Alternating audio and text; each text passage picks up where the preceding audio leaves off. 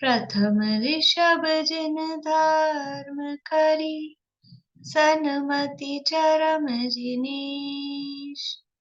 विघ्न हरन मंगल करन, भवतम दुरित दिनेश। वाणी जिन मुख ते खिरी, परिगणाधिप कान। अक्षर पदमय विस्तरी, करहि सकल कल्याण। गुरु गणधर गुणधर सकल, प्रचुर परम्पर और। व्रत तप धर तनु नगन तर, वंदो वृष शिरमौर। व्रत तप धर तनु नगन तर, वंदो वृष शिरमौर। त्रिभुवन तिलयं देवं, वन्दितातिभुवनिन्द परिपूज्यम्। वोच्चं मणुपेहाओ, भवीय जनानंद जननीयो। त्रिभुवन तिलक शत इंद्र वंदित, देव श्री अरहंत को। कर नमन कहूँ अनुपेक्षाएं, भव्य को सुख कर अहो।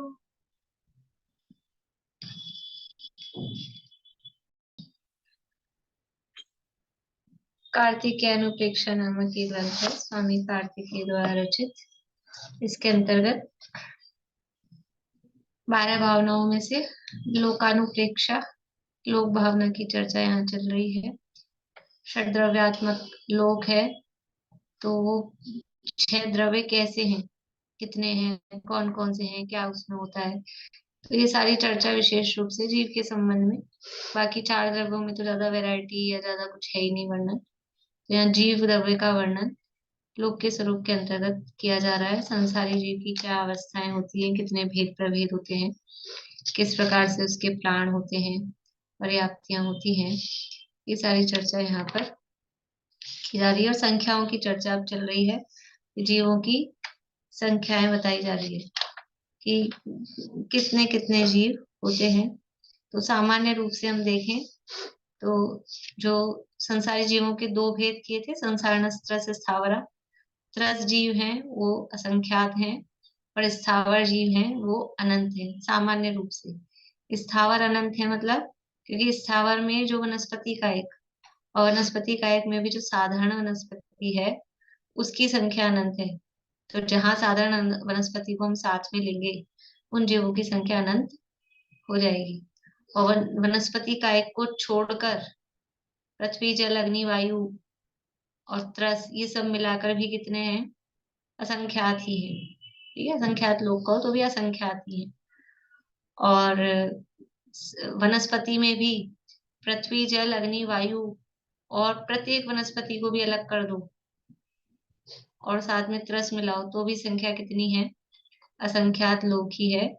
क्योंकि अनंत की संख्या है वो साधारण वनस्पति में निगोद के अंतर्गत ही आती है। ये सामान्य रूप से अभी यहाँ जो दिया है संख्या, उसकी चर्चा और अपन कल तक और देख लेंगे। अभी आगे अपन ने देखा था सिद्ध जीव कितने हैं, सिद्ध जीव कितने हैं, अनंत। और निगोदिया जीव कितने हैं, सिद्धों से अनंत गुणे अनंत। ठीक है।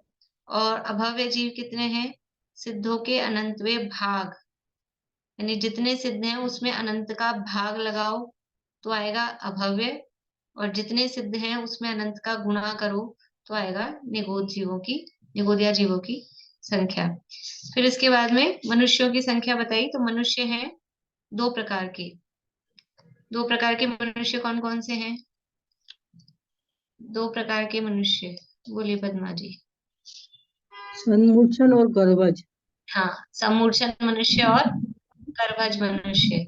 तो सम्मूर्छन मनुष्य की संख्या कितनी है, सम्मूर्छन मनुष्यों की संख्या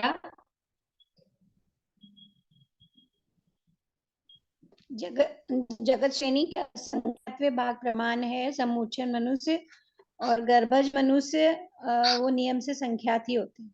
हाँ, सम्मोचन मनुष्य है जगत श्रेणी असंख्यातवा भाग। ठीक है, तो जगत श्रेणी का असंख्यातवा भाग आंसर में क्या आएगा? असंख्यात ही।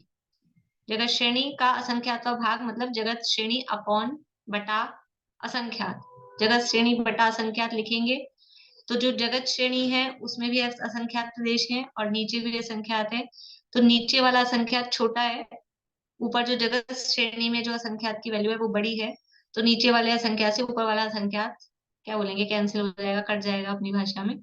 तो आंसर में भी क्या आएगा? असंख्यात फिर भी बच जाएगा। ठीक है, जैसे जैसे लिखते हैं ना, ऊपर ऊपर लिखा हमने 32 और नीचे लिखा समझ लो 4, तो फिर क्या करते हैं? 4 एकम 4, 4 अठे 32, ऊपर 8 आ जाता है। समझ में आ रहा है ना भाग? ऐसा है। तो ऐसे जगत श्रेणी बटा असंख्यात लिखेंगे तो नीचे वाला छोटा असंख्यात है वो ऊपर वाले बड़े असंख्यात से उसको कैंसिल करेंगे तो आंसर में भी असंख्यात ही आएगा। ठीक है, तो सामान्य रूप से कहेंगे समूचन मनुष्यों की संख्या। समूचन मनुष्य को दूसरा नाम क्या कह सकते हैं? समूचन मनुष्य को दूसरा नाम बोलिए अशांति। लब्धि अपर्याप्त। हाँ, लब्धि अपर्याप्त मनुष्य। ठीक है, समूचन मनुष्य को दूसरा नाम है लब्धि अपर्याप्त मनुष्य। उनकी संख्या है, सामान्य से कहेंगे तो असंख्यात और विशेष से कहेंगे तो जगत श्रेणी का असंख्यातवा भाग। अब जो दूसरे मनुष्य हैं गर्भज। दो भेद किए थे मनुष्यों के, समूचन और गर्भज। गर्भज मनुष्य की संख्या वो सामान्य रूप से कही है संख्या, और गर्भज मनुष्यों का दूसरा नाम क्या कहेंगे? गर्भज मनुष्यों को दूसरा नाम क्या कहेंगे? बोलिए चेतना जी। पर्याप्त। पर्याप्त मनुष्य। ठीक है, गर्भज मनुष्यों का दूसरा नाम है पर्याप्त मनुष्य। तो पर्याप्त मनुष्यों की संख्या संख्यात है। संख्यात मतलब कितनी है, तो उसको और, ये तो सबसे सामान्य जवाब हुआ संख्यात है, फिर उसको थोड़ा विशेष कहेंगे तो 29 अंक प्रमाण है। ठीक है, अब वो 29 अंक प्रमाण कौन से हैं? वो 29 अंक तो कल हमने देखे थे, कोड़ा कोड़ी ऐसा करके बोल के बताएंगे कोई? देख के ही बोलेंगे, बिना देखे तो नहीं, लेकिन देख के भी बोलिए अंकल। आवाज चालू नहीं हुई आपकी। 7 कोड़ा कोड़ी, फिर 922816 कोड़ा कोड़ी, फिर 5142643 कोड़ी 375935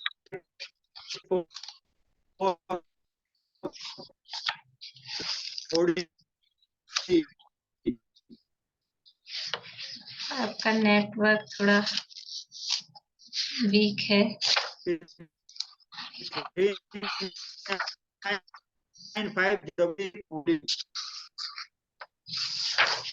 आपका नेटवर्क वीक है अर्चना जी, आप बोलिए।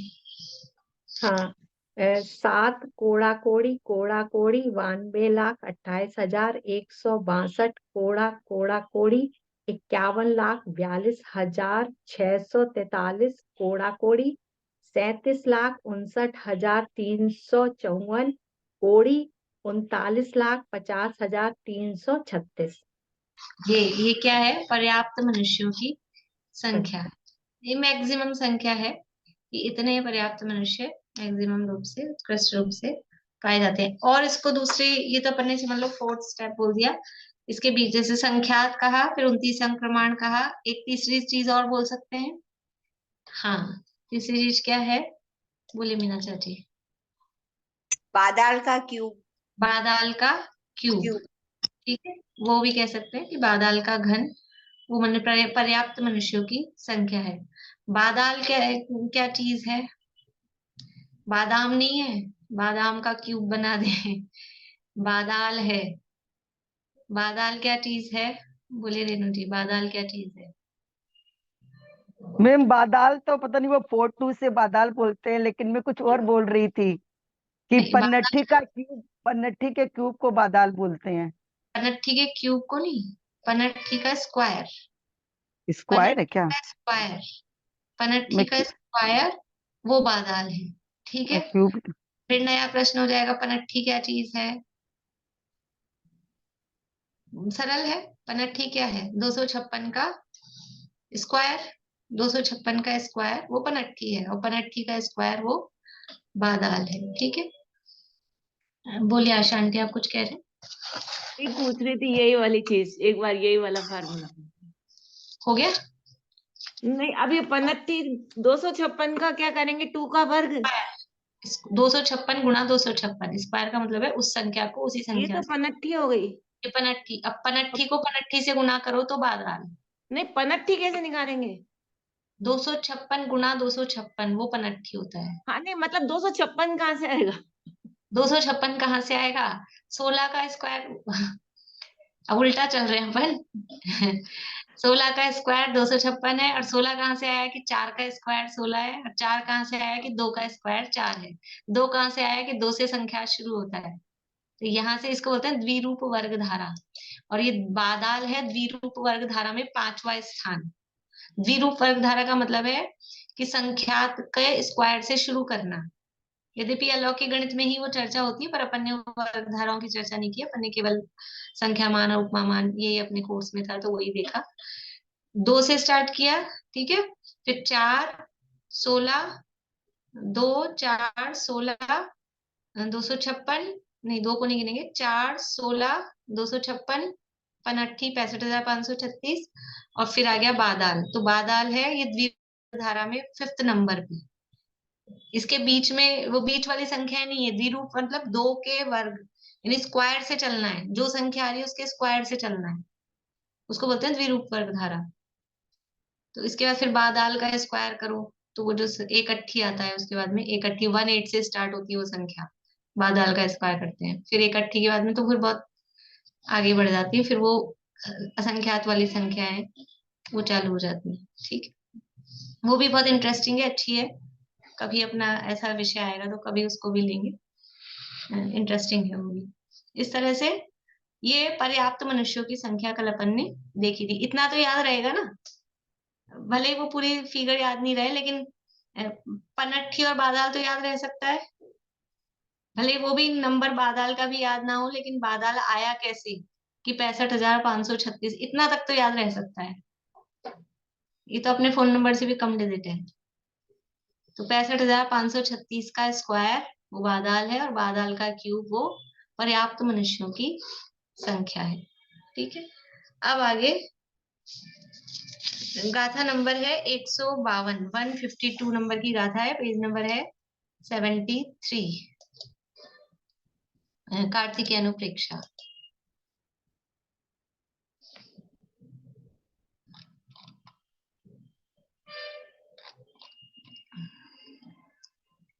देवा वीनारया विय लद्धिय पुण्णाहु संत राहुंती समुच्चिया विमणुया शेषा सवे निरंतरया।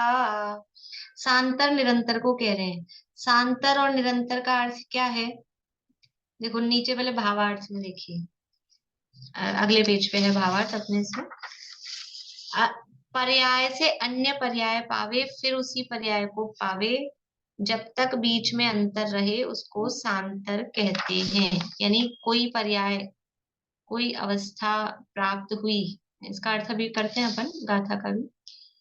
सांतर का मतलब क्या है? स अंतर, अंतर सहित, स यानी सहित, अंतर यानी अंतर, अंतर का मतलब है गैप। इसमें दो तरह से देख सकते हैं, एक जीव की अपेक्षा और अनेक जीवों की अपेक्षा। तो यहाँ जो चर्चा है वो नाना जीवों को यहाँ बोलते हैं अनेक जीव, अनेक जीव को बोलते हैं नाना जीव। नाना मतलब नाना जी नहीं, मम्मी के पिताजी, वो नाना नहीं, यहाँ नाना का मतलब है अनेक। ठीक है, तो अनेक जीवों की अपेक्षा बात कर रहे हैं कि कोई जीव मनुष्यों में उत्पन्न हुआ, ठीक है, या कोई जीव देवगति में उत्पन्न हुआ, अब अगले समय फिर कोई जीव देवगति में उत्पन्न हुआ, फिर उसके अगले समय फिर कोई जीव देवगति में उत्पन्न हुआ, ऐसे हर समय देवगति में उत्पन्न हो रहे हैं। तो क्या कोई ऐसा गैप पड़ सकता है कि कोई इस समय देवगति में उत्पन्न हुआ, उसके बाद में दूसरा जीव जब देवगति में उत्पन्न हो, तो क्या उनमें बीच में गैप, देखो अगले ही समय उत्पन्न हो रहा है तो गैप नहीं आ रहा, इस समय उत्पन्न हुआ फिर अगले समय हुआ फिर अगले समय हुआ, नॉन स्टॉप हो रहे हैं बिना गैप के। लेकिन क्या ऐसा हो सकता है कि कोई जीव अभी समझ लो 2:55 पे देवगति में उत्पन्न हुआ, फिर 2:56 पे कोई ना हो, 2:57 पे कोई ना हो, 2:58 पे कोई ना हो, तो ऐसा गैप पड़ सकता है क्या, पहले तो ये बात, और पड़ेगा तो कितनी देर का पड़ सकता है मैक्सिमम, कि वहां कोई उत्पन्न ना हो, इसका नाम है सांतर। ठीक है, सांतर का मतलब है गैप। तो ये अनेक जीवों की अपेक्षा से, और एक जीव की अपेक्षा से देखेंगे तो जैसे अभी हम मनुष्य बने, फिर दोबारा मनुष्य बने, दोबारा मनुष्य बने, तो निरंतर बन कंटिन्यूअसली मनुष्य मनुष्य बन रहा है, या फिर मनुष्य बन के देव में चला गया, कितने अंश में चला गया फिर आया, तो वो हो जाएगा सांतर। तो यहाँ नाना जीवों की अपेक्षा बात कर रहे हैं, ये सांतर। और निरंतर का मतलब क्या है, अभी उत्पन्न हुआ देवगति में, फिर अगले समय उत्पन्न हुआ कोई जीव, फिर अगले समय कोई और जीव उत्पन्न हुआ, कंटिन्यूअसली उत्पन्न होते जा रहे हैं। तो ऐसा कितनी देर तक हो सकता है कि कंटिन्यूअसली उत्पन्न होते जाए, गैप ही नहीं पड़े? एक तो ये क्वेश्चन समझ में आ रही बात, कंटिन्यूअसली उत्पन्न होते जाए होते जाए होते जाए, गैप ही नहीं पड़े, ये कंटिन्यूएशन कितनी देर तक हो सकता है, निरंतर। और गैप पड़ गया तो गैप कितनी देर का हो सकता है, तो वो सांतर कितनी देर है। ठीक है, या फिर इसमें गैप पड़ेगा कि भी नहीं पड़ेगा, ये भी एक प्रश्न है पहली बात तो गैप पड़ेगी ना, तो ये सारी बात इसमें सांतर निरंतर। मार्गणा अधिकार जब शुरू किया जीवकांडी में, तो उससे पहले ही सांतर निरंतर मार्गणाओं की चर्चा वहां पर की गई। कौन सी मार्गणा, मार्गणा मतलब मार्गणा पता है, गति इंद्रिय काय योग वेद कषाय। तो कहाँ पर कंटिन्यूअसली जीव पाए जाते हैं, कहाँ पर जीवों में गैप पड़ सकता है, वो सांतर निरंतर की बात यहाँ पर की गई है। बोलिए अंकल। आवाज क्लियर नहीं आ रही है। आपका नेटवर्क स्लो है, आपका मेरा नेटवर्क slow है। वीक है। हाँ, आपकी इसको आवाज बाद नहीं में आ- सुने, बाद में सुने तो बराबर सुनेगा। हाँ हाँ, ये रिकॉर्डिंग सही हो रही है बराबर। हाँ, देखिए गाथा कार्ड देखते हैं। देवा वी यानी अपी, नार्या वी देव भी, नार्या यानी नारकी भी, और लब्धिया पुन्ना जो लब्धिया पर्याप्तक। देव लब्धिया पर्याप्तक होते हैं क्या, देव लब्धिया पर्याप्तक नहीं होते। नारकी, नारकी भी नहीं होते। तो लब्धिया पर्याप्तक का मतलब है देव और नारकियों से अलग हुए। कौन है, लब्धिया पुन्ना हु संतरा, संतरा मतलब सांतर, सांतर मतलब गैप सहित। अभी लब्धिया पुन्ना किसकी बात चल रही है, मनुष्यों की। ठीक है, लब्धिया पर्याप्तक समुच्चया यानी समूर्छन, वी यानी भी, अपी मणुआ यानी मनुष्य, ये सब संतरा यानी सांतर हैं। देव, नारकी, लब्धिया पर्याप्त मनुष्य यानी जो समूर्छन मनुष्य हैं। लब्धिया पर्याप्तक जो जीव हैं वो, और समूर्छन मनुष्य दोनों अलग अलग हैं। लब्धिया पर्याप्तक जीव और समूर्छन मनुष्य।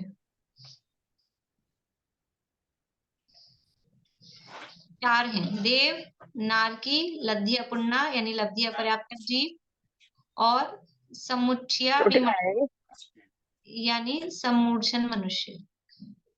ये चार हैं। ये कैसे हैं, संतरा होंती, संतरा नहीं ऑरेंज, ये सब संतरा होते हैं, ये सब संतरा होते हैं, इनको खा जाओ।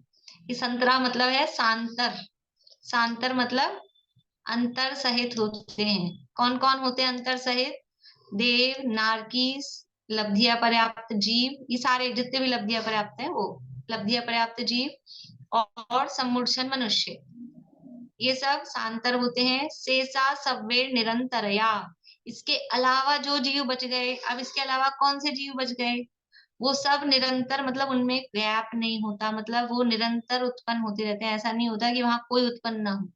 तो इसके अलावा कौन कौन से जीव बच गए, इसलिए पहले वो सब पढ़ा के आए अपने को, जीव समास, जीवों के प्रकार। देवनारकी में 2 गति के जीव निकल गए अलग, ठीक है, 2 गतियां बची, मनुष्य और तिर्यंच। अब उनमें भी दो तरह के होते हैं, सम्मूर्छन और गर्भज। ठीक है, तो सम्मूर्छन जीव जितने भी हैं, नहीं सम्मूर्छन और ये तो होते हैं, उनमें भी पर्याप्त और अपर्याप्त, यानी लब्धि अपर्याप्त और पर्याप्त। तो जितने भी लब्धि अपर्याप्त जीव हैं, वो लब्धि अपर्याप्त जीव भी सांतर होते हैं।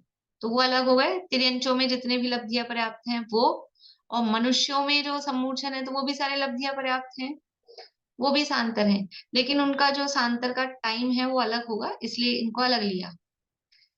देखो, लब्धि अपर्याप्त जीव कहने में सम्मूर्छन मनुष्य आ गए हाँ कि नहीं आए? लब्धि अपर्याप्त कहने में सम्मूर्छन मनुष्य आ गए हाँ या नहीं आए? लब्धि अपर्याप्त जीव कहने में सम्मूर्छन मनुष्य आ जाएंगे कि वो भी लब्धि अपर्याप्तक हैं, तो आ ही गए ना। तो फिर उनको अलग से क्यों गिनाया? वे अलग से गिनाया ना, तीन ही संख्या, तीन ही करते, देव, नारकी और लब्धि अपर्याप्त जीव, वो सब निरंतर सांतर होते हैं ऐसा कहते। लेकिन सम्मूर्छन मनुष्य अलग से कहा, मतलब वही लब्धि अपर्याप्त मनुष्य, क्योंकि उनका जो गैप वाला टाइम है वो डिफरेंट, बाकी सब जीवों का गैप वाला टाइम, गैप मतलब कितने देर तक उनका अंतर पड़ सकता है, इसलिए उनको अलग से गिनाया। तो ये सांतर है। और इसके अलावा अब जो बच गए, कौन बच गए? कि जितने भी गर्भज जीव हैं, सम्मूर्छनों को अलग लिया, गर्भज मनुष्य और लब्धि पर जो गर्भज हैं वो सब पर्याप्त ही होते हैं, तो सारे गर्भज और सारे पर्याप्त, सम्मूर्छनों में भी जो पर्याप्त हैं वो सब जीव निरंतर होते हैं। ये इसका अर्थ हो गया। बोलिए अंकल। ये इसमें लब्धि पर्याप्त लिखा हुआ है बुक में, तो लब्ध पर्याप्त। नहीं, वो संधि होती है ना, लब्ध्य पर्याप्तक लिखते हैं, संधि विच्छेद करेंगे तो लब्धि अपर्याप्तक बनेगा, फिर वो लब्धि का ई और अ जुड़ के यह बन गया, लब्ध्य पर्याप्तक है शब्द, लब्धि लब्ध्य है पर्याप्त। पर्याप्त।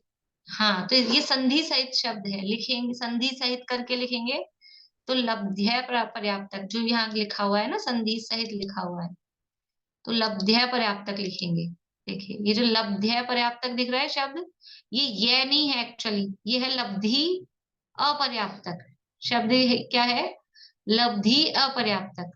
तो लब्धि का छोटा ई और अपर्याप्तक का अ मिलके ये आधा ध और ये बन जाता है, ये संधि। तो शब्द वो लब्धि अपर्याप्तक की है। ठीक है, देखिए एक बार अन्वयार्थ से देखते हैं इसका। देव, नारकी, लब्ध्य पर्याप्त और सम्मूर्छन मनुष्य, ये तो सांतर यानी अंतर सहित हैं। अवशेष सब जीव निरंतर हैं। भावार्थ, पर्याय से अन्य पर्याय पावे, फिर उसी पर्याय को पावे, जब तक बीच में अंतर रहे उसको सांतर कहते हैं। देखो, अपन ने कहीं ये सांतरपना पढ़ा है पहले? जो जिन्होंने हिंट दूंगी तो आ जाएगा, हिंट दूं? सांतर कहीं पढ़ा है? कहाँ पढ़ा है? कि तत्वार्थ सूत्र पढ़ते समय पढ़ा है? इतना हिंट देती हूँ, और फिर नहीं याद आएगा तो और हिंट दूंगी। बोलिए रजनी जी। सिद्ध जीव जो होते हैं ना, एक समय में लगातार होते हैं या फिर अंतर प्राप्त करके होते हैं। ठीक है, सही बात है, अच्छा है, बढ़िया। सिद्धों का जब 10वें अध्याय में पढ़ा था, तो एक समय लगातार होते रहेंगे, तो 8 समय तक लगातार हो रहे हैं, और फिर गैप पड़ जाएगा तो 6 महीने तक कोई नहीं सिद्ध होगा, ऐसा देखा था उसमें गैप। और कहीं, और कहीं पढ़ा है?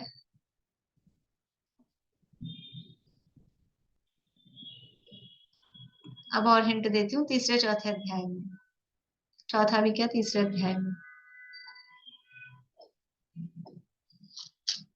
बोलिए पूर्णिमा आंटी। देवगति में भी अंतर आ जाता है, ऊपर वाले देव मतलब, और उपसम श्रेणी में भी अंतर आता है, सांतर मतलब नहीं, उसमें भी अंतर। ये देखिए, नरक में कोई जीव लगातार उत्पन्न हुए, पहले नरक में लगातार उत्पन्न हुए तो 8 बार, दूसरे नरक में लगातार, ये पढ़ा था अपन ने द्रव्य संग्रह में भी, जब आई थी गाथा तो द्रव्य संग्रह में पढ़ा था, और तत्वार्थ सूत्र में जब नरक का प्रकरण पढ़ा था तो कोई जीव पहले नरक में लगातार उत्पन्न हो, लगातार मतलब नरक से निकल के नरक में तो जा ही नहीं सकता है, नरक में से निकल के मनुष्य तिरंज कुछ ना कुछ बनेगा ही, तो वो बन के फिर वापस नरक में जाए, फिर आके मनुष्य तिरंज कुछ बने, फिर वापस पहले ही नरक में, फिर आया फिर वापस पहले ही नरक में, फिर आया फिर वापस पहले ही नरक में, ऐसा पहले नरक में जाए तो कितनी बार जा सकता है लगातार, निरंतर, इसको बोलेंगे निरंतर, तो 8 बार जा सकता है, 9वीं बार नहीं जाएगा, फिर किसी और नरक में जाएगा, नहीं तो नरक में ही नहीं जाएगा, ऐसा ये निरंतर, ये है, वो था एक जीव की अपेक्षा, ठीक है ना, वो एक जीव की अपेक्षा पे था। अब ऐसा कि पहले नरक में कोई जीव उत्पन्न ही ना हो, 1 दिन तक, 2 दिन तक, 3 दिन तक, तो वो यहाँ पर बता रहे हैं कि नारकी नरक में सांतर है कि कोई जीव उत्पन्न ही ना हो, उसका कितना टाइम, तो वो टाइम अलग अलग दिया गया है। मैं ये बोलिए। पूछ रही थी कि इसे क्षेत्रवाची अर्थ समझे कि जीववाची, जीव के मतलब जीव को ध्यान में लेके लिखा गया है कि क्षेत्र ये को? नहीं, क्षेत्रवाची नहीं है ये, क्षेत्र कहीं जैसे देव और नरक का अपन क्षेत्र देख रहे हैं, ये अपन क्षेत्र मत देखो, उस जीव की अवस्था देखो कि वो, या क्षेत्र से मतलब गति देख लो कि देव गति में या नरक गति में, ऐसा। लेकिन लब्ध है, पर्याप्तक है, वो कोई गति भी नहीं है, कोई क्षेत्र भी नहीं है, तो वो जीव की अवस्था है। गति भी एक्चुअल में जीव की अवस्था विशेष को ही गति कहते हैं। गति की परिभाषा क्या है? गति मतलब क्षेत्र का नाम गति नहीं है एक्चुअल में, हाँ, जीव नहीं। की अवस्था विशेष को गति कहते हैं। तो नरक गति रूप अवस्था किसी जीव, किन्हीं जीवों को प्राप्त नहीं हो, 1 दिन तक, 2 दिन तक, 3 दिन तक, 6 महीने तक, किसी भी जीव को नरक गति रूप अवस्था प्राप्त नहीं हो, मतलब नरक गति में कोई जीव उत्पन्न ना हो, तो उसका मैक्सिमम अंतर 6 महीने का। ऐसा कोई जीव देव में उत्पन्न ना हो, 1 दिन उत्पन्न नहीं हुआ, 2 दिन उत्पन्न नहीं हुआ, 4 दिन नहीं हुआ, 1 महीना, 2 महीना, 6 महीने तक कोई जीव देवगति में उत्पन्न ही ना हो, तो देवगति रूप किसी भी जीव की अवस्था नहीं बनी।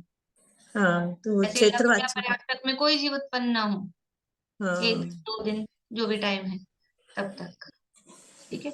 कोई जीव समूर्छन मनुष्यों में उत्पन्न ना हो, पहले के असंख्यात काल तक कोई भी जीव समूर्छन मनुष्यों में उत्पन्न ना हो, ऐसा वो जीव की अवस्था है। तो ना वो क्षेत्रवाची है ना वो कालवाची है, लेकिन अपने को लगता है ऐसा है, क्षेत्र से अपने को, अब बोलने में भी ऐसे ही आता है, नरक में तो क्षेत्र से लगता है अपने को। तो एक पर्याय से अन्य पर्याय पावे, फिर उसी पर्याय को पावे, ये इस लाइन के लिए मैंने वो नरक वाला उदाहरण दिया था। ये एक जीव की अपेक्षा दिया, एक पर्याय से अन्य पर्याय पावे, फिर उसी पर्याय को पावे, जब तक बीच में अंतर रहे उसको सांतर कहते हैं। अगर बीच में गैप पड़ रहा है कि एक बार नरक में गया और दोबारा नरक में जाए, तो मैक्सिमम वो व्यक्ति, वो जीव मैक्सिमम कितना गैप पड़ सकता है, उदाहरण में है ये तो बात। जैसे औपशमिक सम्यक, अपन सम्यक में अपन ने अंतर देखा था, औपशमिक सम्यक तो एक बार प्राप्त होके छूट गया, फिर दोबारा औपशमिक सम्यक प्राप्त हो, तो वो निरंतर है कि सांतर है, पहले तो ये बताओ, निरंतर है कि सांतर है? औपशमिक सम्यक तो प्राप्त हुआ, प्राप्त होके छूटा, फिर दोबारा प्राप्त होगा, तो अगले ही समय में प्राप्त हो जाएगा, तब तो कहलाएगा निरंतर, ठीक है, मतलब आपको बता रही हूँ मैं ये बात। और अगर अगले ही समय में प्राप्त नहीं हो रहा है तो वो कहलाएगा सांतर। तो अब बताइए औपशमिक सम्यक तो निरंतर है कि सांतर है? उंगली से बताना है, निरंतर है कि सांतर है?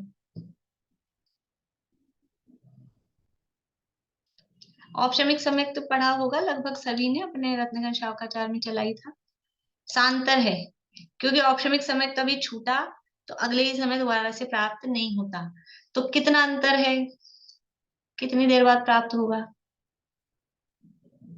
2 समय बाद, 3 समय बाद, 1 दिन बाद, 2 दिन बाद, कितनी देर बाद प्राप्त होगा? बोलिए विनीता आंटी। पल्ले के असंख्यात वर्ष बाद, पल्ले के असंख्यात भाग काल बाद, पल्ले बटा असंख्यात, इतने काल बाद दोबारा औपशमिक सम्यक तो प्राप्त हो सकता है, तुरंत से नहीं हो सकता।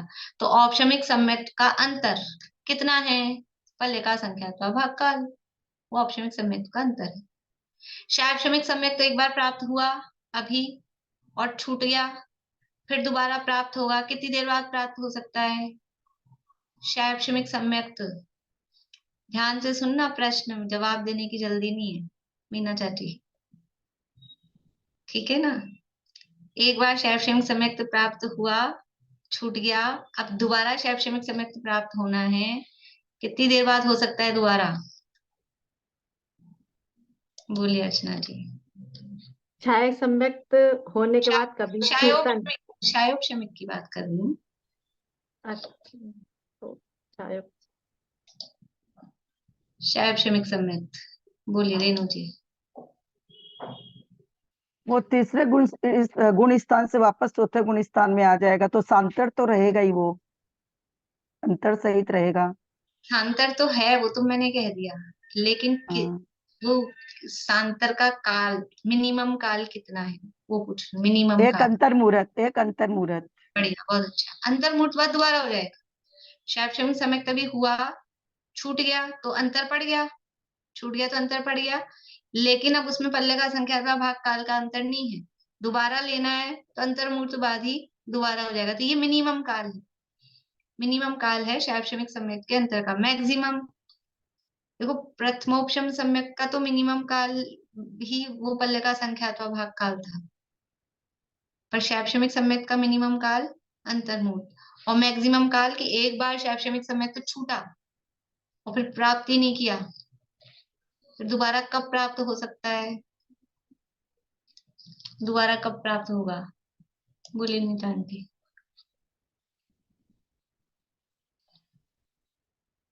चालू नहीं हुई आवाज, बंद है आवाज।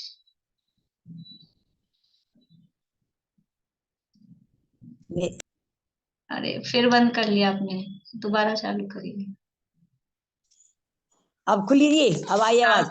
हाँ हाँ जी, कम से कम तो ये होगा अंतर मुहूर्त समय में, और अधिक से अधिक इसका काल 33 सागर भी हो सकता है। 33 सागर कैसे होगा? नहीं नहीं, बोलो प्रीति बोलो। अर्धपुद्गल परावर्तन, हाँ, किंचित ऊन अर्धपुद्गल परावर्तन, जितना जो संसार में रहने का काल है समय प्राप्ति के बाद, तब तक नहीं किया, अंत में जाके करेगा, फिर शायद कर लेगा, फिर वापस से प्रथमोपशम करके शिवोपशम करके शायद करके तुरंत, तो ऑलमोस्ट उसमें कुछ कुछ अंतर्मुहूर्त कम करने पड़ेंगे, लेकिन लगभग अर्धपुद्गल परावर्तन काल इतना हो जाएगा। समझ में आ रहा है ना? मतलब उसको समझाने के लिए मैं दूसरे दूसरे उदाहरण आपको दे रही हूँ। शायद समय का अंतर, एक बार शायद समय प्राप्त किया फिर छोड़ दिया, फिर दोबारा शायद समय अंतर पड़ेगा कि नहीं पड़ेगा? अंतर ही नहीं पड़ेगा, शायद सम्यक्त है वो छूटता ही नहीं है, तो उसमें अंतर पड़ने वाली बात नहीं है। तो ये ऐसी चर्चाएं, मतलब सबके, ये खाली यहाँ तो अभी जीवों की संख्या के संबंध में सांतर निरंतर देख रहे हैं, ऐसे सभी प्रकरणों में ये कहीं पढ़ा है, ये अंतर प्ररूपणा, इसको बोलते हैं अंतर प्ररूपणा। कहाँ पढ़ा था ये शब्द अपन ने? इसका उत्पत्ति स्थान कहाँ है? बोलिए आशा आंटी। नहीं मुझे नहीं मालूम, मुझे तो अभी तो मारना का ही मतलब मालूम नहीं। अरे अभी मैंने रुकिए नहीं आप पढ़ी, पहले। कभी नहीं पढ़ी। पूरी इतनी अच्छे से चलाई थी अभी कोरोना में अपने द्रव्य मैंने संख्या। जब क्लास नहीं ली हाँ, मतलब। चलिए। अंतर शब्द का उत्पत्ति स्थान मतलब मूल में अपन ने कहाँ पढ़ा अंतर शब्द? सुनीता आंटी बता रही है, बोलिए सुनीता आंटी। मार्गना में पढ़ा था ये द्रव संग्रह में। नहीं, तत्वार सूत्र में पढ़ा है, पहले अध्याय में पढ़ा है, 8वें सूत्र में पढ़ा है। सत, संख्या, क्षेत्र, स्पर्शन, काल, अंतर, ये शब्द है ना, तो ये अंतर प्ररूपणा, सब में अंतर देखा जाता है। किस किस में ये सब किस में लगाने, पदार्थों को जानने के उपाय है ना, ये सब किस में लगाने? निर्देश, स्वामित्व, साधन, अधिकरण। अभी तो ज्यादा दिन नहीं हुए, पहला अध्याय पढ़े, तो दूसरा ही चल रहा है अपना। ये सब किस में लगाने हैं? मोक्ष मार्ग, तीनों रत्नत्रय में और 7 तत्वों में। तो फिर जी ये अंतर प्ररूपणा चल रही है। ऐसी संख्या, वो अभी संख्याएं देखी ना अपन ने, ये सब उसी के हिसाब से चल रहा है कार्यक्रम। जो वो ये सूत्र जो है ना, तत्वार सूत्र के 7वां और 8वां सूत्र, ये आधार है। धवला आदि ग्रंथों में इतना विस्तार इन्हीं के आधार पे, यही सब में घटाया, सब में घटाया। ये उपयोग इनमें लगाते रहो बैठ के बस, और विचार करते रहो, भेद विज्ञान की सिद्धि, कुछ महिमा आ जाए और काम हो जाए। ये सब में ऐसे लगाया। तो ये अभी अपन ने सम्यक दर्शन में लगाया कि नहीं अंतर? मोक्ष मार्ग में ऐसे जीवों के संबंध में, आश्रम के संबंध में, वो सब उसमें घटित किए हैं इस तरह से। फिर भाव, अल्प बहुत्व देखा अपन ने, वो 10वें अध्याय का जो उन्होंने बताया, वो अल्प बहुत्व वाला अल्प बहुत्व देखा था। भाव देखते हैं 5 भावों के आधार पे किसमें कौन सा भाव लगेगा, वो भाव है। चलिए, तो अब अपना कुछ और कहीं और पहुंच जाएंगे अपन ज्यादा। देखिए, पर्याय मार्गणा की थोड़ा बता दूं आंटी को, और भी लोग होंगे, इन्होंने तो बोल दिया, बाकी और भी लोग होंगे, शायद मार्गणा ही पता नहीं होगा। मार्गणा का मतलब होता है जीवों को खोजने का स्थान, जहाँ जीव खोजे जाते हैं। जिन भावों में और जिन पर्यायों में जीव पाए जाते हैं, उन भावों को और उन पर्यायों को मार्गणा कहते हैं। मार्गणा का मतलब है ढूंढना, खोजना, अन्वेषण करना। जीवों को खोजने निकले, तो कहाँ मिलेंगे जीव? गति में, इंद्रियों में, काय में, योग में, वेद में, कषाय में, ज्ञान में, संयम में, दर्शन में, लेष्या में, भव्यत्व, सम्यक्त्व, संगी और आहार, ये 14 मार्गणाएं हैं। इनमें जीवों को खोजा जाता है। सारे जीव है ना, टोटल जीव आने चाहिए। जैसे अपन ने जीव समासों में देखा, सारे जीव, सारे संसारी जीव कवर होने चाहिए, वैसे ही मार्गणा में जीवों को देखा जाता है। जीवों को खोजने के स्थान को मार्गणा कहते हैं। वो कौन से स्थान है कि वो कोई भाव है या कोई पर्याय है? तो जिन भावों और जिन पर्यायों में जीवों को खोजा जाता है, देखा जाता है, ढूंढा जाता है, उन्हें मार्गणा कहते हैं। कहाँ कहाँ जीव पाए जा रहे हैं? तो सारे जीव सिद्ध भी लिए जाते हैं उसमें, और जितने संसारी जीव हैं सब कवर होने चाहिए, कोई भी नहीं छूटना चाहिए। तो काय मार्गणा है मान लो, तो काय के आधार पे जीवों को खोजना। तो काय के कितने भेद हैं? 6 काय, पृथ्वी जल अग्नि वायु वनस्पति, 5 स्थावर काय और 1 त्रस काय। तो सारे संसारी जीव आ गए। और फिर सिद्ध भगवान को कैसे लेंगे कि वो काय रहित ऐसे करके 4 गतियां और गति रहित, पंचम गति शब्द बोल देते हैं अपन, गति रहित ऐसे करके सिद्ध भगवान को भी लिया जाता है सभी मार्गणाओं में। चलिए, कभी आप लोगों को समय मिले, विशेष जिज्ञासा हो, तो द्रव्य संग्रह वाला फोल्डर खोल के उसमें बहुत डिटेल तो नहीं, लेकिन यथा योग्य अपने जानने लायक डिटेल में मार्गणाओं की चर्चा, द्रव्य संग्रह की 13वीं गाथा के अंतर्गत गुण स्थानों की चर्चा और फिर मार्गणा स्थानों की चर्चा। तो द्रव्य संग्रह वाला फोल्डर खोलेंगे आप यूट्यूब में, तो उसमें 13वीं गाथा में, और वो अलग से ही शायद मिल दिख जाएगा मार्गणा का या हो, तो कभी समय होता हो तो उस क्रम से उनको सुन सकते हैं। चलिए,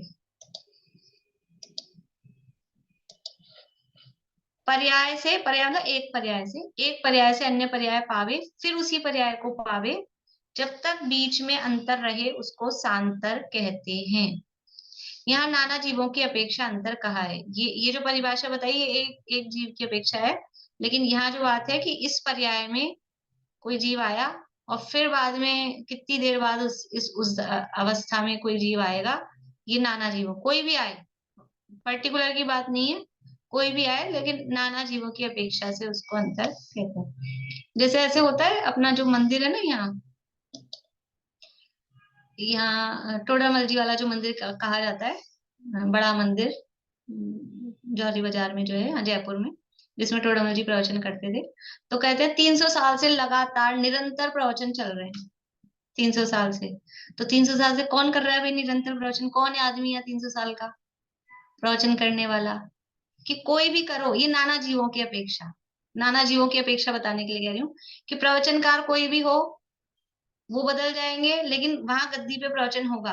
और श्रोता कौन है? 300 साल से सुन रहे हैं, कि श्रोता भी सब बदल जाएंगे। कोई भी हो, कोई भी सुने, कोई भी करे, लेकिन वो प्रवचन की जो परंपरा है वो बराबर चल रही है, तो कहेंगे निरंतर है, सांतर नहीं है, निरंतर चल रही है। ठीक है, तो ये नाना जीवों की अपेक्षा। एक ही जीव यदि कर रहा है तो वो कहेगा मैं 40 साल से कर रहा हूँ, मैं 20 साल से कर रहा हूँ, एक दिन भी मैंने छुट्टी नहीं की, तो वो एक जीव की अपेक्षा से है। कोई कहेगा मैं सुन रहा हूँ 40 साल से, 50 साल से, 60 साल से, वो एक जीव की अपेक्षा है, लेकिन इस मंदिर में प्रवचन चल रहा है तो ये नाना जीवों की अपेक्षा।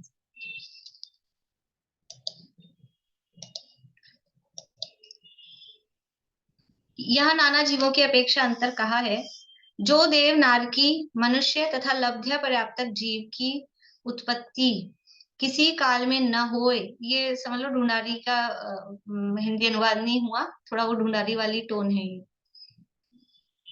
जो का मतलब जो देव नहीं, जैसे ढूंढारी में बोलते हैं जो मतलब इस तरह की उसकी टोन होती है कि यदि, जो यानी यदि, यहाँ जो शब्द है वो यदि के अर्थ में, यदि देव नारकी मनुष्य तथा लब्ध्य पर्याप्त जीव की उत्पत्ति किसी काल में न होए सो, या फिर जो का मतलब जब लगाओ, सो मतलब तब, या जो वह, सो यानी वह अंतर कहलाता है, और अंतर न पड़े सो निरंतर कहलाता है। वह वैक्रियक मिश्र काय योगी जो देव नारकी, उनका तो 12 मुहूर्त का कहा है, कोई ही उत्पन्न न हो तो 12 मुहूर्त तक उत्पन्न नहीं होता है, और समूर्छन मनुष्य कोई ही न होए तो पल्ले के असंख्यातवें भाग काल तक न होए, ऐसा अन्य ग्रंथों में कहा है। अवशेष सब जीव निरंतर उत्पन्न होते हैं। ये भावार्थ किसने लिखे हैं? भावार्थ किसने लिखे हैं इसमें? पढ़ाया था ग्रंथ प्रारंभ करने से पहले? बोलिए पद्मा जी। छावड़ा। पंडित जयचंद जी छावड़ा, ठीक है ना, उनके भावार्थ लिखे हुए हैं ये। तो वो ढूंढारी में लिखे थे, तो उसका अनुवाद तो इसमें थोड़ा बहुत वो अनुवाद में ढूंढारी रह गया है। देखो क्या कह रहे हैं, वैक्रियक, ऊपर तो कहीं वैक्रियक मिश्र काय योगी शब्द दिया गाथा में, और ये भावार्थ में कहाँ से लिया है ये शब्द वैक्रियक मिश्र काय योगी? वैक्रियक मिश्र काय योग क्या होता है? अब ये भी योग मार्गणा है, योग मार्गणा है, उसके अंतर्गत ही आता है। देखो 3 4 5 लोगों के तो हाथ खड़े हो रहे हैं, लोगों को पता है, लेकिन कुछ लोग नए से भी हैं जिनको नहीं पता है। वैक्रियक मिश्र काय योग, आशा आंटी आप बता रहे हैं कि पूछ रहे हैं? पूछना है, रुकिए एक मिनट, ये रेणु से पूछ लेती हूँ। निवृत्ति या पर्याप्तक जो कौन? जो उपपाद जन्म वाले होते हैं, हाँ, उनका जो निवृत्ति या पर्याप्तक जो सबे होते हैं उसको मिश्र का वैक्रियक मिश्र का योग बोलते हैं। बढ़िया। जो देव और नारकिनी वैक्रियक शरीर वाले जो हैं, वैक्रियक शरीर जिनको प्राप्त होना है, उपाद जन्म वाले जो जीव हैं, और जब तक उनकी निवृत्ति या पर्याप्त दशा रहती है तब तक उनके कहलाता है वैक्रियक मिश्र काय योग। ठीक है, वैक्रियक मिश्र काय योग कहलाता है। क्या चीज है? योग। योग 15 प्रकार के होते हैं। सामान्य रूप से 3 होते हैं, मन योग, वचन योग, काय योग। सामान्य रूप से 3 योग होते हैं। तो मनोयोग के 4 भेद होते हैं, वचन योग के भी 4 भेद होते हैं, और काय योग 7 प्रकार का होता है। योग का मतलब क्या है? योग का मतलब क्या है कि आत्मा के प्रदेशों में चंचलता होना, कंपन होना, वो कहलाता है योग। और इस जो चंचलता है, इस चंचलता में निमित्त बनते हैं मन, वचन और काय, वो निमित्त बनते हैं। इसलिए योग को भी मनोयोग, वचन योग, काय योग ऐसा कहा जाता है। ठीक है, वास्तव में योग है आत्मा के प्रदेशों में कंपन, लेकिन ये कंपन होता है मन, वचन, काय के निमित्त से। इसलिए मन पर उपचार करके मनोयोग, वचन योग, काय योग ऐसा कहा जाता है। तो आत्मा के प्रदेशों में परिस्पंदन निरंतर होता रहता है। कब तक होता रहता है? 13वें गुण स्थान तक, संयोग केवली दशा तक वो कंपन होता रहता है। तो उस कंपन में मन निमित्त बन रहा है कि वचन निमित्त बन रहा है कि शरीर निमित्त बन रहा है। एक समय में एक ही तरह का योग होता है, तो कभी मन निमित्त बनता है, कभी वचन निमित्त बनता है, कभी शरीर। तो वो 4 प्रकार का मनोयोग है, 4 प्रकार का वचन योग है, इसकी चर्चा नहीं कर रहे। ऐसे ही 7 प्रकार का काय योग है। काय यानी शरीर कितने प्रकार के होते हैं? शरीर कितने प्रकार के होते हैं? बोलिए सुनीता अभी, कौन कौन से? औदारिक, वैक्रियक, आहारक, तेजस, कर्म। ये 5 प्रकार के शरीर हैं। तो जो शरीर है वैसा ही, क्यों उसी वही निमित्त बनेगा आत्मा के प्रदेशों में, परिस्पंदन में। तो 5 प्रकार के काय योग होने चाहिए, लेकिन काय योग 5 प्रकार के नहीं है, 7 प्रकार के हैं। कौन कौन से 7 प्रकार के काय योग? बोलिए अलका जी। औदारिक और औदारिक मिश्र, और वैक्रियक वैक्रियक मिश्र, आहारक आहारक मिश्र, और कार्मन, ऐसे ये 7। देखो तेजस शरीर का योग में कोई रोल नहीं है, तेजस शरीर तो अलग है, ठीक है। बाकी बचे 4 शरीर, तो 4 शरीरों में 3 शरीर, तो 3 तो ऐसे कैसे हैं? औदारिक शरीर का योग, वैक्रिक शरीर का योग, आहारक शरीर का योग, और 3 है इनके मिश्र, यानी औदारिक मिश्र, वैक्रियक मिश्र और आहारक मिश्र, और फिर 7वां है लास्ट कार्मन का योग। ये शब्द कहाँ पढ़ा है? कार्मन का योग ये शब्द कहाँ पढ़ा है? तत्वार सूत्र में पढ़ा है। तत्वार सूत्र वालों से पूछूंगी। बोली थी इतना जी। विग्रह ना, विग्रह गति में ना, विग्रह गतो कर्म योग, विकर्म योग। बढ़िया, ये शब्द पढ़ा था। विग्रह गति में कार्मण काय योग होता है, ठीक है, वो यही है 7 योगों में से, 7 काय योगों में से, यानी कार्मण शरीर आत्मा के प्रदेशों की चंचलता में वहां निमित्त बनता है। अब यहाँ क्या कह रहे हैं? वैक्रियक मिश्र, मिश्र का योग क्या है? देखो औदारिक शरीर की जब प्राप्ति हो जाती है, यानी पर्याप्तियां पूरी हो गई, पर्याप्तियां पूरी हो गई, तो उसके बाद से वो योग कहलाएगा। अगर शरीर उसमें निमित्त होगा तो वो औदारिक काय योग। लेकिन पर्याप्तियां पूरी होने, जन्म के बाद और पर्याप्ति पूरी होने से पहले तक वो दशा कौन सी कहलाती है? निवृत्ति अपर्याप्त दशा। पढ़ा है ना ये अभी अपन ने? जन्म के बाद से लेके पर्याप्ति पूरी होने तक की दशा कहलाती है निवृत्ति अपर्याप्त दशा। और वो निवृत्ति अपर्याप्त दशा में जो आत्मा के प्रदेशों में परिस्पंदन होता है, चंचलता होती है, अभी शरीर तो है ही नहीं, शरीर तो बना ही नहीं है, पर्याप्ति पूरी हो रही है, तो फिर वो शरीर कैसे निमित्त हो सकता है? तो वहां पर मिश्र मिश्र दशा रहती है, कार्मण वर्गणा और औदारिक वर्गणा, यानी दोनों मिक्स होकर वो आत्मा के प्रदेशों के परिस्पंदन में निमित्त बनते हैं, तो उसको बोलते हैं औदारिक मिश्र काय योग। ठीक है, अभी तो आप इतना समझ लो कि निवृत्ति अपर्याप्त दशा में अगर औदारिक शरीर मिलना है, यानी मनुष्य तिर्यंच दशा होनी है, तो उनके होगा निवृत्ति अपर्याप्त दशा में औदारिक मिश्र काय योग। यदि देव और नारकी बनना है, यानी वैक्रियक शरीर मिलना है, तो उनके निवृत्ति अपर्याप्त दशा में होता है वैक्रियक मिश्र काय योग। और यदि आहारक शरीर बनना है, तो आहारक शरीर भी बनता है जब तक उसकी प्रोसेसिंग होती है, पर्याप्तियां पूरी नहीं होती हैं, तब तक उसमें होता है आहारक मिश्र काय योग। ठीक है, और विग्रह गति यदि है तो वहां पर होता है कार्मण काय योग।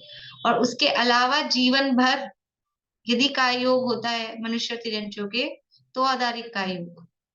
देवों और नारकियों के बाकी पर्याप्ति पूरी होने के बाद जीवन भर अगर काय योग होता है, तो वो होता है वैक्रियक काय योग। और जब तक आहारक शरीर बन गया पर्याप्ति पूरी होने के बाद, जब तक उसका काम चलता है, तब तक वो कहलाता है आहारक काय योग। ठीक है, तो ये इस प्रकार के योग हैं। तो यहाँ जो शब्द है, बोलिए सुनीता भाभी। इसका मतलब ये मिश्र के लिए कर्मन लेना रिप्रेजेंटेटिव, मिश्र का योग में कर्मन वाला रहेगा योग, जैसा वैक्रियक मिश्र, तो वैक्रियक और कर्मन, ऐसा ना? तो योग को वैक्रियक और कार्मन मिक्स नहीं बोलेंगे, वर्गणाएं वहां मिक्स होती हैं। आप तो इतना देख लीजिए, निवृत्ति अपर्याप्त दशा में जो काय योग होता है, निवृत्ति अपर्याप्त दशा में जो काय योग होता है उसको मिश्र काय योग बोलते हैं। उसमें निमित्त वो वर्गणाएं बनती हैं, मिक्स होकर, मिक्स होकर वर्गणाएं निमित्त बनती हैं, दोनों वर्गणाएं मिक्स होकर निमित्त बनती हैं, इसलिए उसको मिश्र कहा। कर्मन और वैक्रियक वाली वर्ग, आहार वर्ग। हाँ, मतलब जो जो भी है, औदारिक है तो औदारिक वाली, वैक्रियक है तो वैक्रियक वाली। तो वैक्रियक मिश्र काय योगी, वैक्रियक मिश्र काय योगी का मतलब क्या है कि कोई, देखो अब थोड़ा इन्होंने क्या कि उसको कॉम्प्लिकेटेड करके लिखा, कॉम्प्लिकेटेड मतलब थोड़ा घुमा के लिखा है। सीधा ऐसा लिख दे कोई देव उत्पन्न नहीं हुआ, कोई नारकी उत्पन्न नहीं हुआ, तो अंतर इतना पड़ेगा। लेकिन यहाँ कह रहे हैं वैक्रियक मिश्र काय योगी कोई नहीं हुआ। तो वैक्रियक मिश्र काय योगी कब होगा कि कोई देव में बनेगा, उत्पन्न होगा, तब तो उसका मिश्र काय योग होगा ना। निवृत्ति अपर्याप्त दशा तब होगी ना, उत्पन्न ही नहीं होगा तो उसकी निवृत्ति अपर्याप्त दशा कहाँ से होगी। समझ में आ रहा है? वैक्रियक मिश्र काय योग कब होगा? निवृत्ति अपर्याप्त दशा में। और निवृत्ति अपर्याप्त दशा कब होगी? कि जब जन्म होगा तब होगी। तो कह रहे हैं कोई निवृत्ति अपर्याप्त दशा में नहीं है, कोई आहारक मिश्र का सॉरी वैक्रियक मिश्र काय योगी नहीं है। तो कब तक नहीं है? वैक्रियक मिश्र काय योग किसको होगा? देव को होगा कि नारकी को होगा कि दोनों को होगा? दोनों को। देव नारकी दोनों जब उत्पन्न हो रहे हैं, निवृत्ति अपर्याप्त दशा उनकी है, तो उनके वैक्रियक मिश्र काय योग होगा। इसलिए दोनों को इसलिए एक साथ ले लिया, अलग अलग दो शब्द लिखते तो उसके लिए उन्होंने एक साथ ले लिया। वैक्रियक मिश्र काय योगी जो देव नारकी, उनका तो 12 मुहूर्त तक, 12 मुहूर्त का कहा है, यानी कि 12 मुहूर्त तक उसमें अंतर पड़ सकता है कि कोई भी वैक्रियक मिश्र काय योग में कोई भी जीव न हो। ठीक है, ये इसका अंतर कहा है।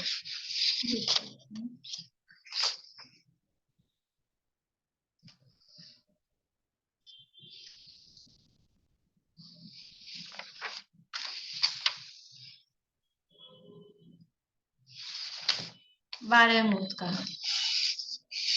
ठीक है, अब है जो आगे समय अपना हो गया है।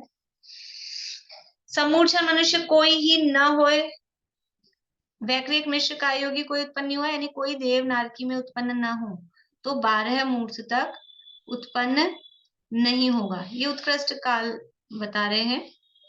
और फिर समूर्छन मनुष्य कोई उत्पन्न ना हो, तो समूर्छन मनुष्य यदि कोई उत्पन्न ना हो तो पल्ले के असंख्यातवे भाग काल तक नहीं हो। अन्य ग्रंथों में कहा है, भूमटसार धवला आदि ग्रंथों में कहा है अवशेष सब जीव निरंतर उत्पन्न होते हैं। इसके अलावा जो भी जीव हैं वो निरंतर उत्पन्न होते हैं। तो देव और नारकी को एक में ले लिया एक साथ, और लब्ध अपर्याप्त जो मनुष्य हैं उनका 12 मुहूर्त उसमें ले लिया।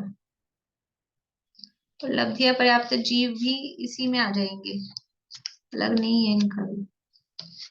कल आपको अलग अलग से ये मार्गणाओं में, यहाँ तो जबकि ये जीवों के हिसाब से कहा है, लेकिन और भी जो सांतर निरंतर मार्गणाएं हैं तो उसके आधार पे थोड़ा सा कल अलग से अपन चर्चा और कर लेंगे। जो समूर्छन मनुष्य का अंतर बताया ना, वो कुछ ऐसा लगता है जब यहाँ पर कर्म भूमि में पहला दूसरा तीसरा काल होगा तो भोग भूमि होगी और वहां समूर्छन होंगे नहीं। हाँ। तो इसका मतलब उन दिनों में घटित हो सकता है। क्या विदेश क्षेत्र की स्त्रियों की काख में समूर्छन मनुष्य नहीं होते?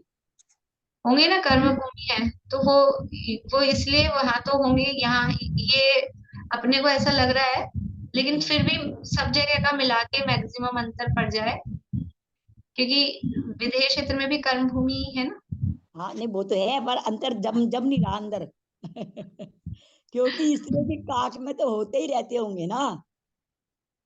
वो थोड़ी है, वो तो वैसे भी वो तो उनकी आयु कितनी है, पल्ले की संख्या के भाग बराबर है उनकी, तो भी नहीं हो कभी कोई कदाचित ऐसा, ये अंतर है। नहीं ग्रंथ के हिसाब से मानेंगे, लेकिन ग्रंथ के हिसाब से ये उत्कृष्ट अंतर है कि कभी गैप पड़ जाए।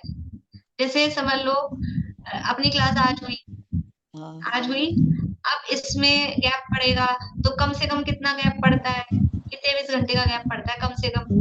आज क्लास हो गई तो 3:30 पौने 4 में पूरी होगी, तो कल 2:30 बजे चालू होगी, 2:30 बजे पौने 3। तो ये जघन्य अंतर तो इतना पड़ेगा। ठीक है, जघन्य अंतर है 23 घंटे का। और उत्कृष्ट अंतर 23 घंटे नहीं हुई, 1 दिन नहीं हुई, 2 दिन नहीं हुई, 3 दिन नहीं हुई, 4 दिन नहीं। अभी अपनी क्लास में तो ऐसा कोई फिक्स ही नहीं है, कभी 10 दिन नहीं हो, कभी जो भी कुछ भी कारण हो। लेकिन मान लो अपन कि उत्कृष्ट अंतर पड़ गया 20 दिन, तो ये उत्कृष्ट अंतर है। ज्यादा से ज्यादा अगर नहीं होगी तो 20 दिन की बात तो होगी कदाचित ऐसा कोई नियम हो। और कम से कम गैप तो पड़ेगा ही पड़ेगा, तो कम से कम 23 घंटे का गैप तो पड़ेगा ही। तो ऐसे ही यहाँ पे भी सब में कम से कम गैप, तो जगन्य अंतर तो एक समय का है, मतलब एक समय बाद अगले ही समय होगा ही।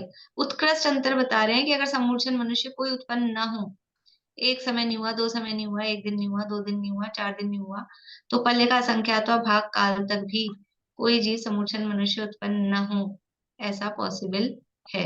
ऐसे ही 12 मुहूर्त तक कोई भी, ये वैक्रिय मिश्र कायोगी लिया है इकट्ठा, तो कोई भी देव उत्पन्न नहीं हो या कोई भी नारकी उत्पन्न न हो, ऐसा मैक्सिमम 12 मुहूर्त तक। 12 मुहूर्त, एक मुहूर्त कितना बड़ा होता है, मुहूर्त पढ़ा था अपन ने अलौकिक गणित में, एक मुहूर्त कितना बड़ा होता है, बोलिए पुनीत।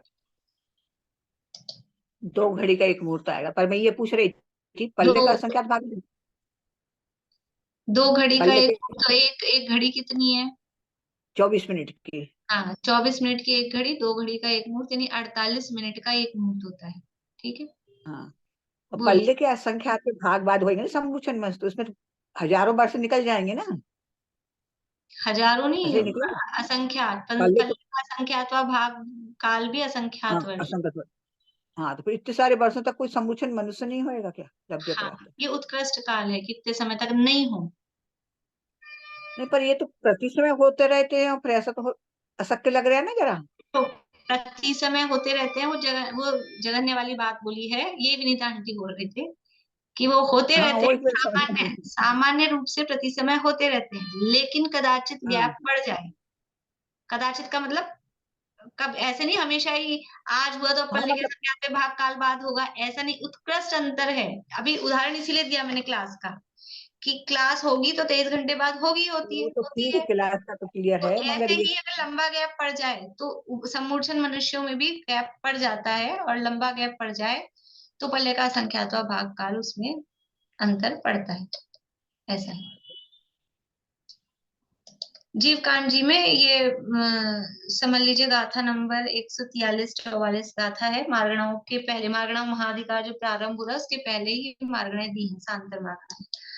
बोलिए रेणु जी। मैम कुछ भी समझ में नहीं आया है, कल कल करेंगे, और करेंगे कल। बहुत बहुत डिफिकल्ट लग रहा है, इसलिए मालूम है मैंने ये वाली गाथा लर्न ही नहीं की थी, इसीलिए छोड़ दी थी। 152 नंबर की गाथा को कुछ समझ भी नहीं आया मुझे उस समय भी। डिफिकल्ट नहीं, कल करेंगे। अभी क्या, वो थोड़ा अपना अभी विषय पूरा नहीं हुआ एक्चुअली, अधूरा सा है विषय, कल करेंगे। इस समय आज ही बहुत ही हो गया अभी भी। बोलिए अशांति। जैसे अब उत्सर्पणी का तीसरा दूसरा पहला काल है, और फिर अपसर्पणी का पहला दूसरा तीसरा काल है, वो 6 काल है, उनमें समूचन मनुष्य पैदा ही नहीं होते होंगे। देखो, उनमें यहाँ अपने तो नहीं होंगे भरत क्षेत्र हाँ, में, हाँ, पर विदेह क्षेत्र में तो कर्म भूमि हाँ, है ना हमेशा। हाँ, वहाँ होंगे, लेकिन इतना पीरियड वहाँ होता ही नहीं होगा ना वहां तो समूचन मनुष्य उस टाइम। यहाँ तो मतलब अपने भोग इसमें भूमि में नहीं होते, अपन ने देख लिया था, तो, भोग भूमि में उत्पन्न तो नहीं वो होते, कर्म कंटिन्यूस नहीं है। इतने टाइम तक कोई समूचन मनुष्य नहीं है।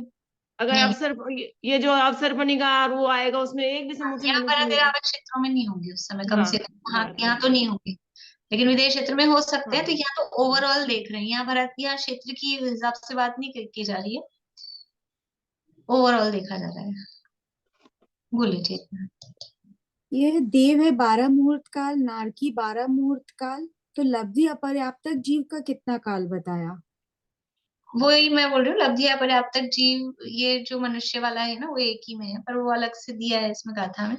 यहाँ थोड़ी अच्छा, गाथाओं में, जैसे वो पीछे भी अपनी संख्या वाली गाथा आ रही है ना, तो उसमें हाँ, अभी कंफ्यूजन है कि यहाँ अपने को पीछे दिया था वायुकायिक की संख्या कुछ कम, लोक के प्रदेश प्रमाण, और हाँ, वैसे वायुकायिक की संख्या जो गोमटसार में दी है वो लोक का संख्यात्वा भाग, ऐसा दिया है। मतलब इसमें तो बहुत ज्यादा दिया है, और वैसे एक्चुअली वो कम है, तो उसमें थोड़ा अभी और देखना बाकी है, इसलिए आज मैंने उसको लिया नहीं। तो ऐसे ही इसमें भी कुछ अभी है चक्कर। ये मीना चाची। मैम, ये जो औपशमिक का काल बताया तो वो तो कुछ कम अर्ध पुद्गल परावर्तन है ना, उसका भी काल जितना कि साक्षमिक का है, कुछ कम अर्ध पुद्गल परावर्तन। वो बोले पल्ले का संख्यात्वा भाग। वो पल्ले का असंख्यात्वा भाग काल है जघन्य, कम से कम भी होगा प्रथमोपशम समय तो दोबारा, हाँ, तो इतने टाइम बाद होगा, कम से कम अगले समय नहीं हो सकता, एक अंतर्मुहूर्त बाद नहीं हो सकता, कम से कम। ये इसमें भी ये मतलब ध्यान रखने, वो इसलिए थोड़ा मिक्स हो जाता है। ये ये जगह देखो, काल है और वो मैक्सिमम काल है। हाँ कुछ कम अर्ध पुद्गल परावर्तन, मैक्सिमम काल। हाँ बस वही पूछ रही थी मैंने कहा वो उत्कृष्ट है या जघन्य में बताया उन्होंने। हिरण्य उत्कृष्ट का अंतर है। ठीक है, ओके, थैंक यू। चलिए इसको वापस से कल है ना, अभी बुधवार है ना कल। हाँ तो कल इसको वापस से देखेंगे, कल हो जाएगा क्लियर, देख लेंगे। बोलो प्रीति।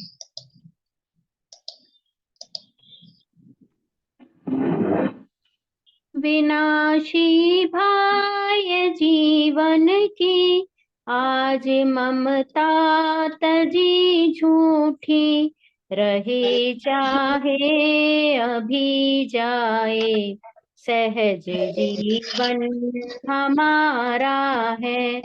नहीं परवाह अब जग की, नहीं है चाह शिव पद की, अहो परिपूर्ण निष्प्रह ज्ञानमय जीवन हमारा है। अहो चैतन्य आनंद में सहज जीवन हमारा है। अनादि अनंत पर निरपेक्ष ध्रुव जीवन हमारा है।